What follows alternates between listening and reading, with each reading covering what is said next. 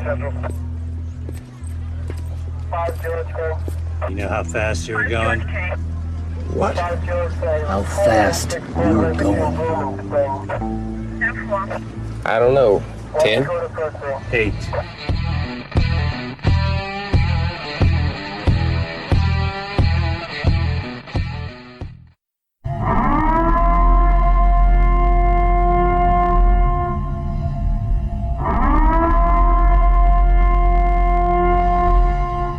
Be advised, this is an explicit podcast, so if you're easily offended, get your panties twisted into a knot, turn this off before you get butthurt and mad, start to cry, have to run to your safe space. All opinions are those of the host and his guest and do not reflect the opinions of any government agency.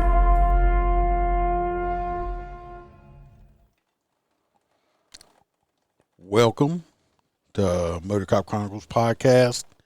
A little midweek news thing. Also, I am trying out this Restream, going on 3 different platforms, and hopefully I fixed my whole lagging and drop frame issue and nothing gets hemmed up. So I hope everybody's having a happy hump day anyway, and let's get started. This first one right here, if you're watching and not just listening, there's a picture of a Krispy Kreme donut and a COVID vaccine record card. I don't know about y'all. I don't plan on getting the vaccine anytime soon at all. But I think it's just fucked up that Krispy Kreme is trying to trap people into go and get the vaccine so you can get a donut. I think you can get a donut every single day if you bring your card in for like a year or something. I'm not real sure. But I don't know if they're trying to get cops to get the vaccine more or something, because that's like hunting in the baited field. They putting traps out. And I do believe that obesity is one of the bad factors if you happen to catch COVID. So I don't know if it's a good thing or a bad thing. Are they trying to hurt you? Or is the doctor just trying to get you to get diabetes too? Can't get the COVID, but you can get some diabetes. So keep coming on in. I thought that was kind of fucking funny that they want to give you free donuts, trying to give you like a reward for getting your vaccine. Also, personally, I don't like Krispy Kreme donuts. I think they taste like shit. I prefer like Mary Lee's or something else that's more fluffy and more delicious than a Krispy Kreme. So, anyway, let's get on to our second news story. Just can't believe that Krispy Kreme is trying to trick people into getting it. This next one here, we'll pull up the little pictures. See these 2 people right here? Kenya Cobbs and Beverly Campbell. These 2 individuals here are college students, or maybe they still are, or maybe they're not anymore. Not real sure. Because, no, Anastasia, I don't know if they're giving the shots at Krispy Kreme. They might be giving you insulin shots at Krispy Kreme from the diabetic coma you will get from all the sugar from the damn donuts. Like I said, I'm not a fan of Krispy Kreme. Anyway, these 2 fine individuals I have up here were 2 ULM students. They were arrested for selling marijuana out of their dorm room. This happened on the 18th this month. At approximately 9 p.m., ULM officers received an anonymous tip from the ULM Safe app stating that between the hours of 7 to 9 p.m., there had been heavy foot traffic in and out of the I'm getting tongue-tied. In and out of the room 110 of Madison Hall that drug activity was suspected. Officers identified the room as belonging to Kenya Cobbs. And they reviewed the cameras that were pointed in that area, seeing 7 people go in and out between those hours, determining that the complaint was valid. Officers then went to the location and knocked on the door, making contact with Cobbs and his girlfriend, Beverly Campbell. Cobbs invited the officers in, and both he and Campbell admitted to selling marijuana out of the room. They directed officers to a closet where they found 147.8 grams of marijuana, 3 scales, 12 empty packs of cigarillos, and a hookah. Cobbs and Campbell were advised of their Miranda rights, arrested, handcuffed, taken to the OCC, where they were booked on the charges of possession with intent to distribute marijuana and possession of drug paraphernalia. I don't know if they just let them have a bond out or not. The story don't reflect that. But there goes that college education. Sure, I don't know if they were on tops or any scholarships or anything like that, but let's talk about some bad fucking choices right there for Miss Beverly and Kenya for selling weed in their dorm room. They got ratted out by their fellow students. Good job, fellow students. Probably just ruined their entire life for having a college education to make a little money being drug dealers. Didn't work out well for them. That one caught my eye also. No. This one here, I got a real, the last one, second to last one I plan on talking about is extremely long. I don't plan on reading the whole entire thing on that one, so we'll probably be here all night because it's like super long. But I have plenty of pictures on that one also. All right, this next one here. Make sure I'm keeping my spot. There we go. Mr. Morris Miles right there. He is another upstanding citizen. Hello, Megan. I'm seeing if I'm going to freeze up or not. So far, so good. All right. This news article read, inside from The Advocate, a man out on bail while facing a murder charge is accused of assaulting his girlfriend with a gun. That would be Mr. Morris Miles right there. He's from Prairieville. An Ascension Parish man out on bail while facing a second-degree murder charge assaulted his girlfriend with a pistol over the weekend, sheriff deputy said. Morris L. Miles, 28 years old, attacked his girlfriend on Saturday night inside a Prairieville home while multiple children were present, Ascension Sheriff's deputy said Monday. Deputy said they found the woman and the children, and they were both safe after the incident. On June 2019, Miles, who lived in the 36,000 block of, I'm thinking this is Pookie Lane in Prairieville. That's a hell of a name for a fucking name, Pookie. I just watched New Jack City like last night. That guy, just ironic, that guy's name was Pookie on there, one of them. Anyway, he'd been accused of shooting a 45-year-old man in Prairieville during an argument. He pled not guilty to those charges, of course. After his attorney argued in late 2019 that Miles' bail was excessive for the murder count, the court set a figure of $100,000 bond in January 2020. Miles was released on August 22nd, court and online records show. He was arrested again on October 23rd over a series of drug traffic and domestic abuse counts that were later dropped or dismissed. Miles was again released January 31st.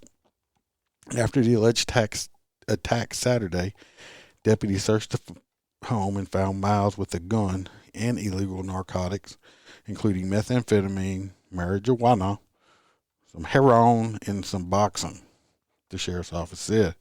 In addition to Miles' lengthy criminal history, that has involved more than 24 arrests. Deputies said the girlfriend also had an active protective order against him at the time of the assault Saturday, which if he had an active assault on him, he had a protective order against him. It's illegal for him to possess a gun, which it's illegal for him to possess a gun if he's a convicted felon also. And I'm assuming that he is a convicted felon. Miles was arrested and booked on counts of violation of a protective order, felony domestic abuse battery with child endangerment. Oh, well, see, I was right. Illegal possession of a firearm by a convicted felon, possession with the intent to distribute marijuana, methamphetamine, Suboxone, possession of heroin, felony domestic abuse, aggravated assault, possession of a firearm while in presence of a controlled dangerous substance, possession of drug paraphernalia, and a felony bench warrant for failure to appear in court, deputies said. Well, he had the whole fucking kitchen sink on him, didn't he? Didn't waste no time with that shit. He was booked and remained Monday afternoon in the Ascension Parish Prison. The sheriff's jail's website listed his total bond amount at $85,000, but deputies said that figure did not reflect the full bond amount for all counts for which he was booked. The actual total was still being determined. That just seems very low to me, $85,000, when, he's got a whole buffet of charges sitting there against him. And if he was at the house with all that shit, I'm willing to bet that she let him back in the house, that he didn't break in. So this guy was out of jail out on bond on a murder charge. He got rearrested. And I'm sure that those charges of domestic violence was against her also, which she probably decided to have the charges dropped, and that's why he got released the second time. And here he is back at it again.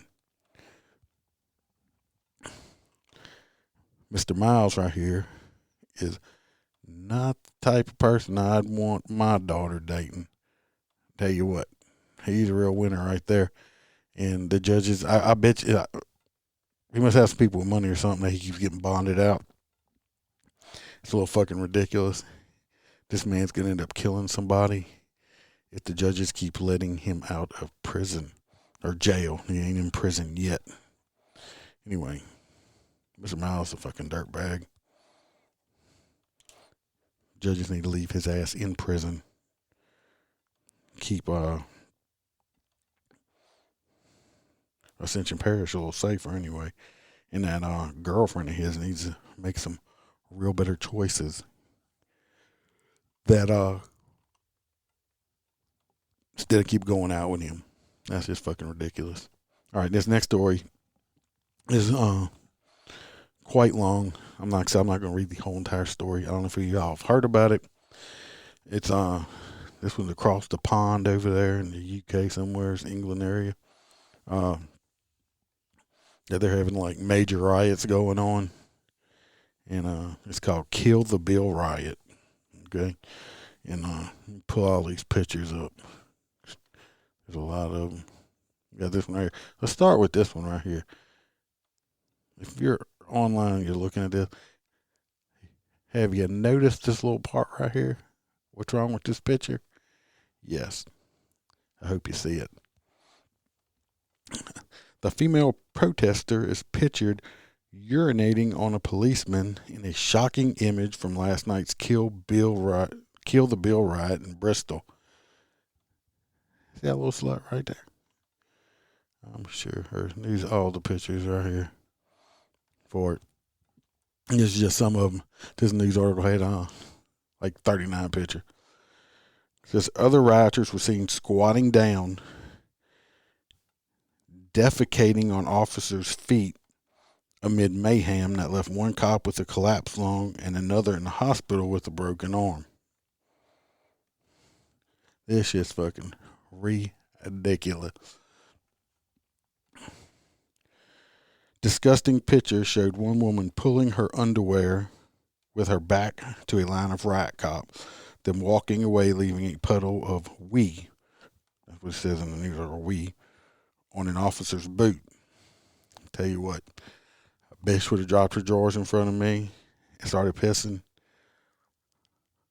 Her shit would have been on fire because I'd have sprayed the shit out of her ass and female parts with some fucking pepper spray or something. I set that bitch on fire. Nasty little slut.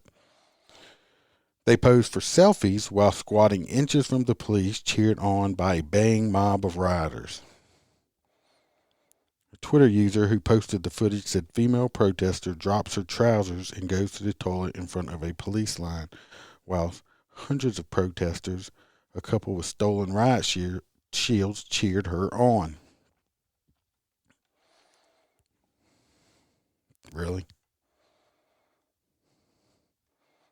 They could have arrested her right there for indecent exposure, personally.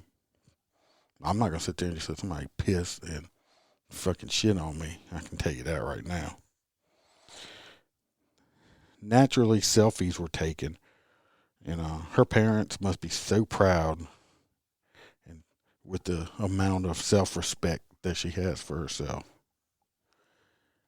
Oh, I'm fucking so sure that her parents are fucking just, I bet you they just are like the happiest people in the world. Could you imagine turning the TV on, the telly, and seeing your nice little girl fucking squatting and shitting and pissing right on the side of the road?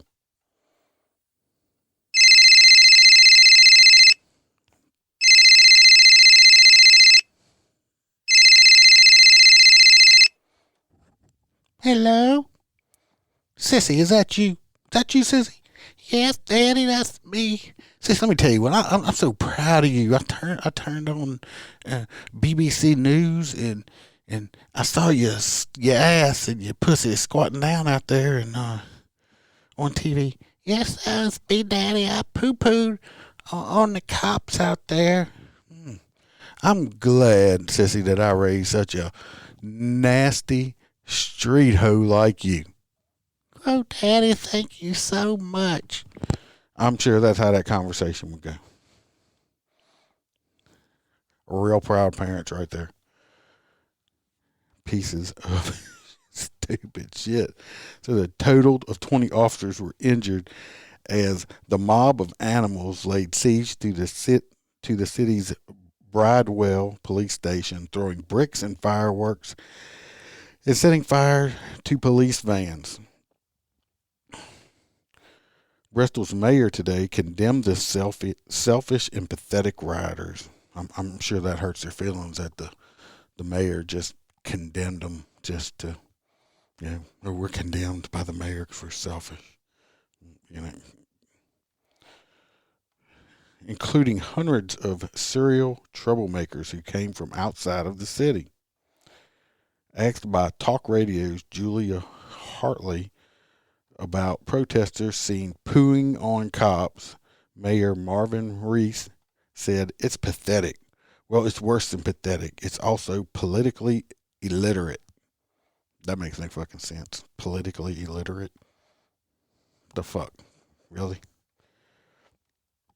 We're doing the real job in this city of trying to tackle inequality, feed our children, work on domestic violence, and mental health. Well, it seems like y'all got a lot of fucking mental health problems going on out there. It's just selfish, self-indulgent, and self-centered behavior that's all about them living out their fantasies of being revolutionaries.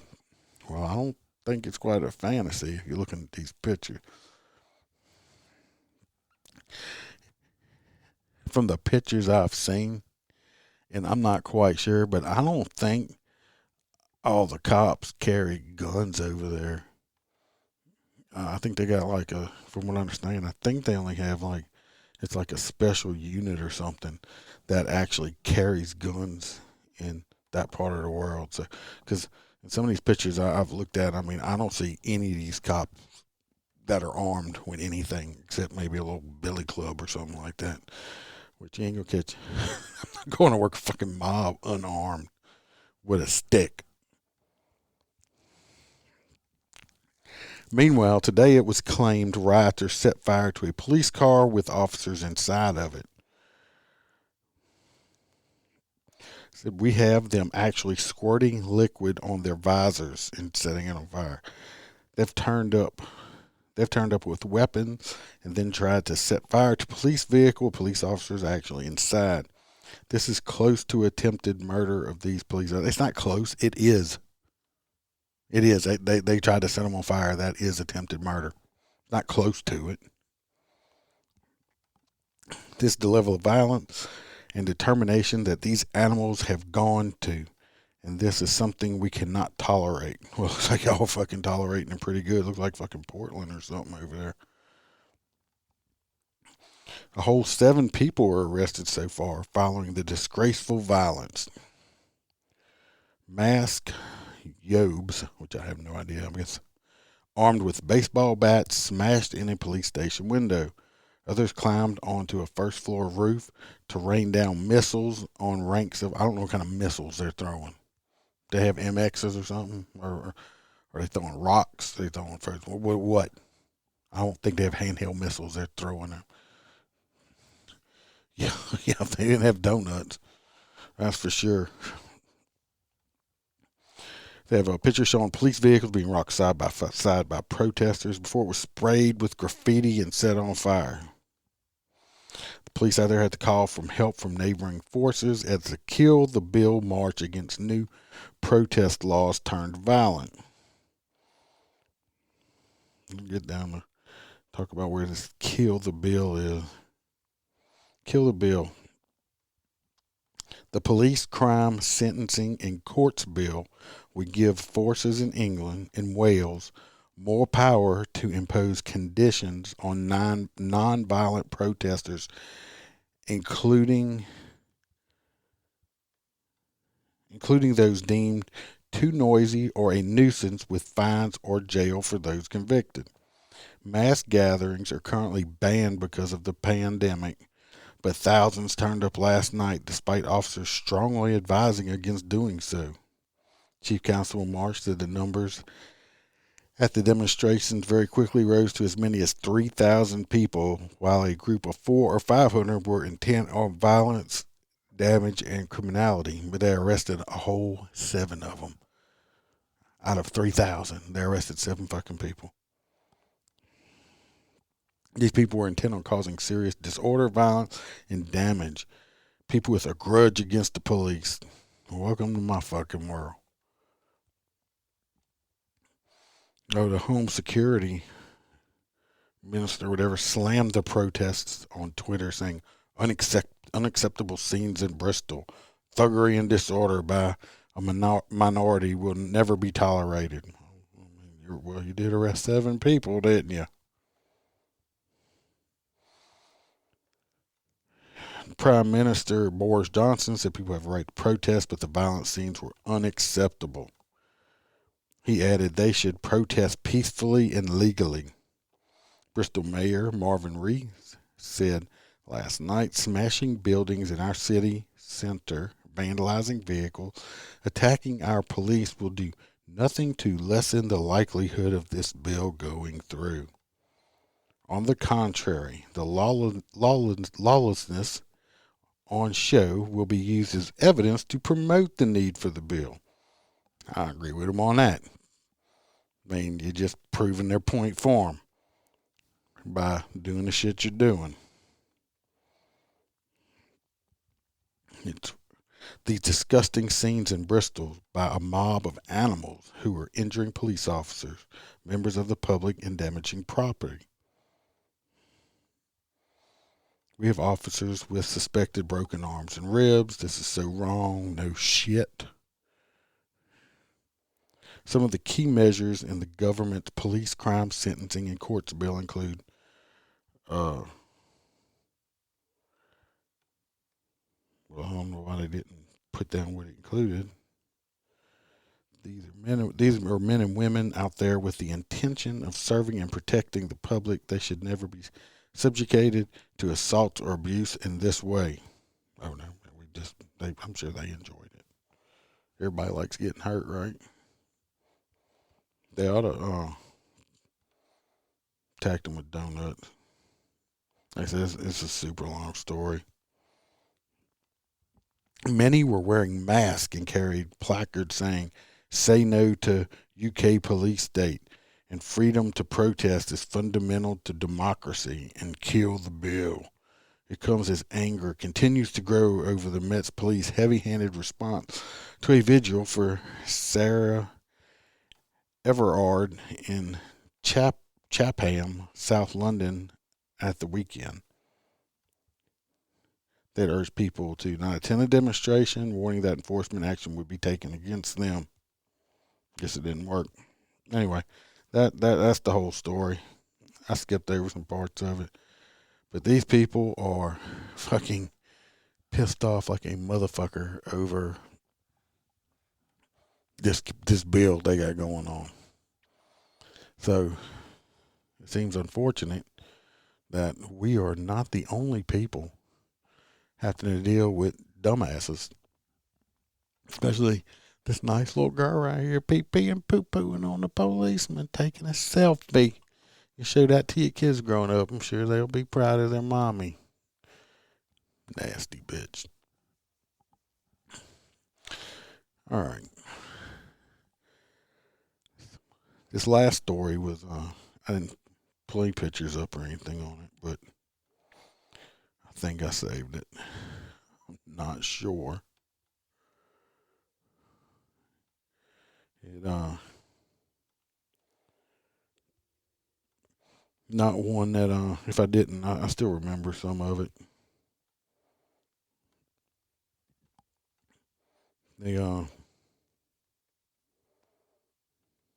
It's about these two cops that went and got themselves in a little bit of trouble,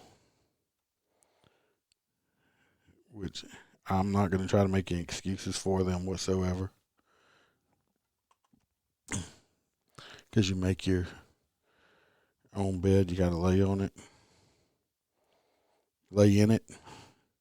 Anyway, this is two law enforcement officers forced out of their jobs. They're adamant they did nothing wrong after being arrested following a night of partying with a 19-year-old and a 17-year-old girl. Casey Jackson, 24, and Corey Champagne, 32, were arrested on simple battery charges. Jackson was a deputy sheriff with the Tangipahoa Parish Sheriff's Office, and Champagne, a police officer with Bunkie Police Department, were fired or resigned from their jobs after the arrest. Men were arrested after a call for help from the 17-year-old who reported she was drinking and had been grabbed. While speaking with deputies investigating the case, at least one of the girls said they were being paid to take their clothes off. The group were together at a house Jackson and Champagne shared in the Hammond area. In an earlier interview, family members of the 17-year-old said the girls went to the home after the meeting with the men at a club, but the men disputed the girls' accounts. In an interview,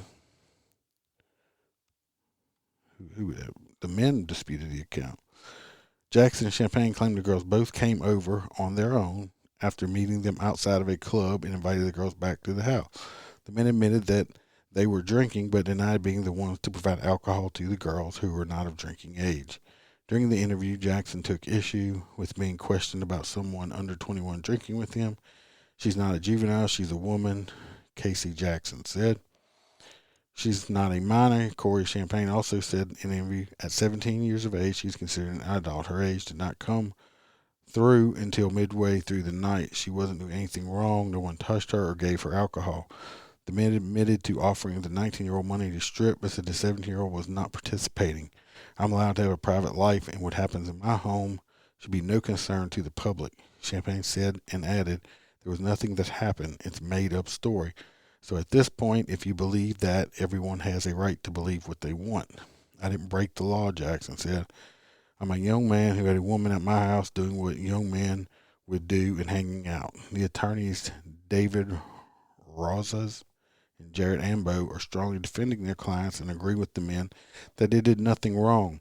There's absolutely nothing wrong with giving someone who is 17 alcohol in your own home. Ambo said, hold on a minute. Like I said, yeah, there is something wrong with giving somebody 17 years old alcohol that's in your own home if it's not your own kid. Okay, it's not your kid. You can, I mean, I think they changed the law recently to 18 in Louisiana. I have to look it up, but still, she's 17. She's not your kid. So, I mean, did you know? I mean, okay, y'all met her outside. Y'all met these two girls outside of a club, a bar, or whatever. What was the underage girls doing at the bar? What was the 17-year-old girl doing out there anyway? But yeah, there's something wrong with giving a 17-year-old alcohol at your house, and it's not your child. I'm sorry, dude. Amber said both men's lives. That's the law. It's not contributing to delinquency of a minor. Amber said both men's lives have been ruined. These young men have been fired from their jobs, lost their reputations. Amber said it's gotten bad. They're getting threats, terrible emails, and their families being contacted. The 17-year-old's family maintains the teenager's story is truthful. You're supposed to trust law enforcement, the girl's grandmother, Deontay Ozron, said. That's the people you call for help. You're not supposed to be having to call someone to help you from law enforcement. Both Champagne and Jackson maintained the victim is lying and said nothing illegal about the situation. Champagne also said his former boss, the Montgomery police chief, is not being truthful about Champagne resigning from the force. Okay. There's like all kind of shit wrong, on both sides of this story. It's like, first, like I said, I'm not saying these girls, of course, they wasn't raped or nothing. From what I understand from the previous story, the girl, they said they grabbed the girl by her arms or something, and they wanted her to take her shirt off, and she said she had to pee or something, went and locked herself in the bathroom, got on her social media, said she needed help, and people called the cops. Some of her friends sent the cops over there, and yada, yada, yada. I go back. What the fuck was the 17-year-old girl doing at a bar? I don't think they forced her to go back to the house. She knew what the intentions were. Like I said, they didn't arrest these men. Wasn't arrested for anything sexual. They both got charged with, I think, simple battery, which is, I think, to start basically the law reads it's the touching of another person without that other person's permission. Touching. So they weren't charged with anything else but that. So, but I am of the like I said. Did they make the correct choice? If I would have been one of them, even at their age, and the 19-year-old, hey, she's grown up, okay. But if I'd have been out, even either one of them's age, and found out one of them girls was 17 years old, and I was in law enforcement, I'd have been, have a nice night. You're not coming to my house. No way, no hell. No, not gonna fucking happen. So, I personally am, like I said, this is my opinion. I'm going to lay blame on all parties involved. Did they make stupid decisions? The two law enforcement people? Yeah, they were thinking with the wrong head. Did the girl make stupid decisions? Yeah. And so, I mean, that's the whole thing of it. Maybe she was ready to go and a 19-year-old wasn't ready to go, and she decided, so she got mad or whatever, or maybe she was out past curfew and thought she was going to get in trouble or something else like that, yada, yada, yada. They have known, they have had, guys get in trouble because girls, got caught when they got caught sleeping with them and they yell rape and, and vice versa. So, in my opinion only, I lay blame on all of them involved. Like I said, the cops making just stupid personal decision when they found out she was 17. Both of them should have been no. Let me know when you're 18. Even if she's 18, they could have still got charged with the same thing if she spun this story. The best thing, it's a tricky situation out there now, but let's. I just like to wait. It'll probably be a while if they ever do report on it again, to see the rest of the story, see who's telling the truth and who's not telling the truth, because it'll eventually come out on who's telling the truth. Excuse me. It's raining over here and I can hear it and it makes me yawn. Like I said, we'll find out who's telling the truth. Just like they have that. I'm still waiting to see the body cam footage from that LSU football player that accused them Baton Rouge cops of doing some shit.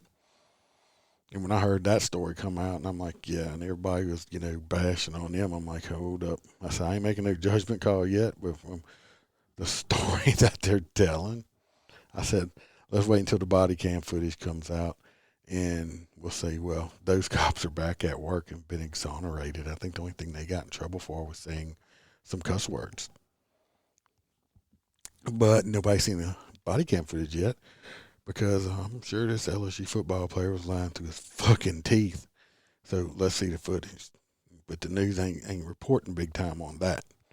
And if these guys, and I hope they do, even though they make stupid ass decisions, if I hope they do, and get exonerated. The problem is, at this point, with their names being thrown through the freaking mud and all over the TV and the news and stuff, and making a dumb decision they did, but even though, even if they're exonerated, say if they didn't do nothing wrong, there's a good chance their careers are done in law enforcement, unless they can find somebody to give them a second chance. But there's a good chance that they're done. Yeah, anyway, like I said, their names being drugged through the wood, and if they are found to be not guilty, I can almost guarantee you that the fucking news media is not gonna the news media is not gonna be reporting really big on it, even if they report on it at all, because they don't want to, say, oh yeah, well, these cops didn't do nothing. You never hear that shit. You won't hear it. So I'd like to see the rest of that story if and when it does come out. So, opinion or anything on that. It looks like my stream has went well this evening. So hopefully next time I do go live with some people, it's and guests and stuff, everything works out very well with it. I do want to give a little shout out here. Let me pull it up. Bear with me. Old fucker looking for something. Here we go. I did get a new 5-star review today that I noticed, or Sunday. He just showed up on my end from Tebow71. He said he just finished listening to my October 2020 episodes. He says he laughed. He laughed until he cried. Great show. Thank you very much. I appreciate it. And just want to give you a little shout out and tell you thank you for giving me that review. I appreciate it a lot. All right. Well, it's going to be ending. Let's roll this one up for this evening. And don't forget, part 2 of Doc Holliday will be released Sunday evening. So check it out Sunday night or Monday morning. I'll give you this. I named that episode The Shit Show. It was not quite as serious as the first one, part 1. And if you listen to it, you'll realize why it is called The Shit Show. So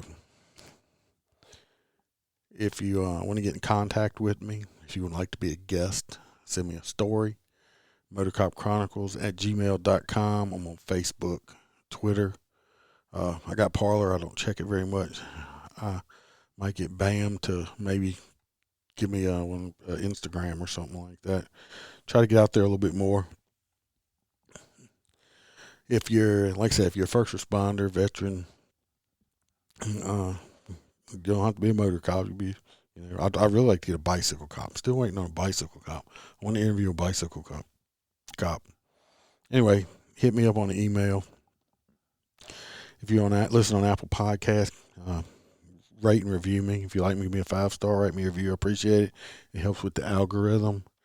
And like I always say, smile, because the Iceman could always be behind you.